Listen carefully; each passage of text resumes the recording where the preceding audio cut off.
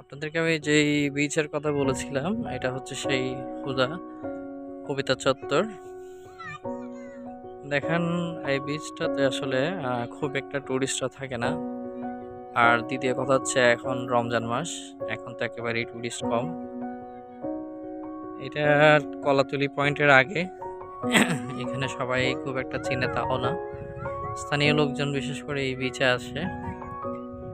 এটা অন সিজনেও কিন্তু এখানে খুব একজন খুব স্থানীয় লোকজন ছাড়া বাইরে খুব একটা মানুষজন আসে না।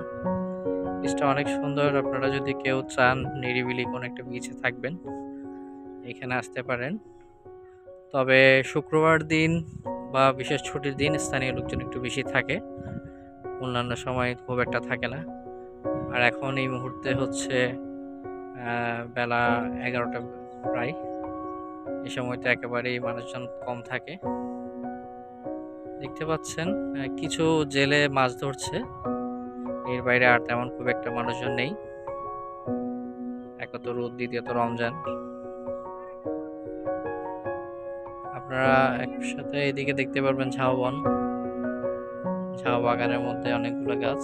আর এই পাশে বিচের সৌন্দর্যতা উপভোগ করতে পারবেন। আপনাদেরকে আমন্ত্রণ রইল, যারা একটু নিরিবিলি বিচ করেন তারা এখানে যেতে পারবেন। তবে এখানে মানে ওই সুগন্ধে যে প্রবলেম হয় বা যেই প্রবলেম আবার মানে সেটা হচ্ছে বিভিন্ন ধরনের এই একটু এটা ওটা এই জিনিস ঝামেলা কিন্তু এখানে। হ্যাঁ, আপনি এত করে ঘুরতে পারবেন। মানে যারা প্রকৃতি মানে যারা সমুদ্রের অ্যাকচুয়াল ফিলটা নিতে যাচ্ছেন তারা এখানে আসতে পারেন।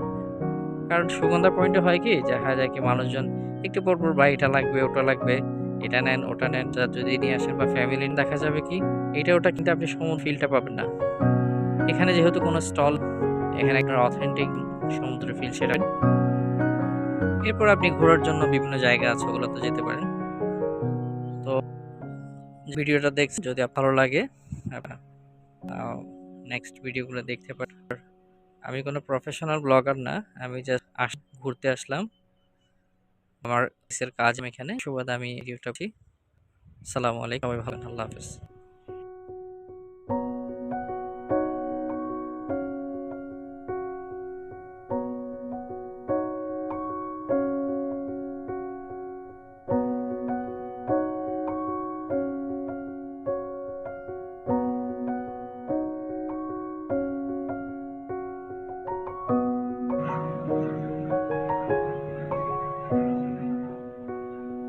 ল্যান্ড করে ফেলি একবারে।